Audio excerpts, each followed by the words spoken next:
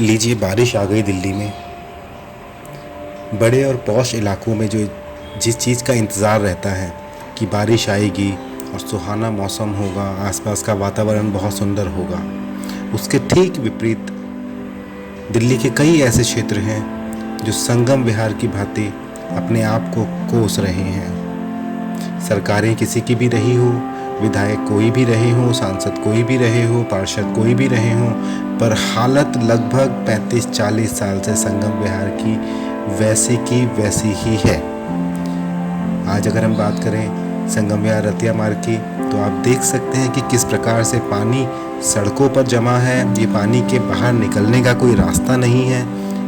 इस पानी को कैसे बाहर निकाला जाए, इसका कोई इंतज़ाम नहीं है।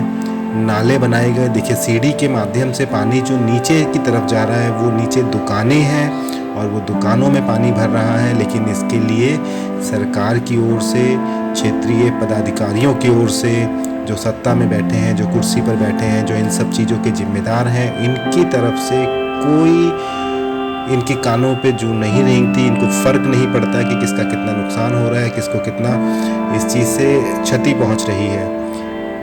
नाले बनवाए गए, सड़कें बनवाई गई, लेकिन पानी फिर भी सड़कों पर भरता है। नाले ओवरफ्लो हो जाते हैं। आप देख सकते हैं नाले जितने हैं वो ओवरफ्लो है।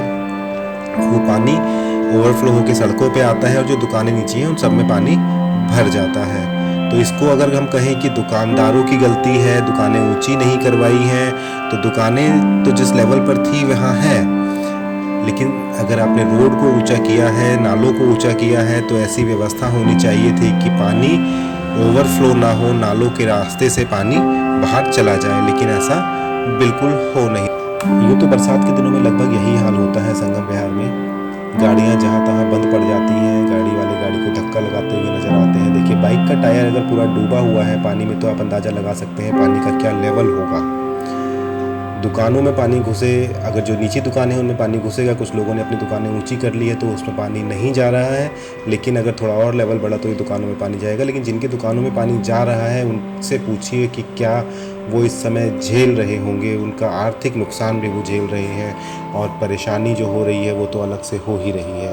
एक तो ऐसा समय चल रहा है कोरोना के कारण कि लोगों के पास काम नहीं है, और उसमें आर्थिक नुकसान अगर पानी दुकानों में भरने की वजह से होने लगे तो आप अंदाज़ा लगाइए कि क्या समय चल रहा है और किस प्रकार से प्रशासन काम कर रहा है। प्रशासन की ओर से यहाँ कुछ देखने को नहीं मिलता कि किस प्रकार से पानी की निकासी का इंतज़ाम किया जाए।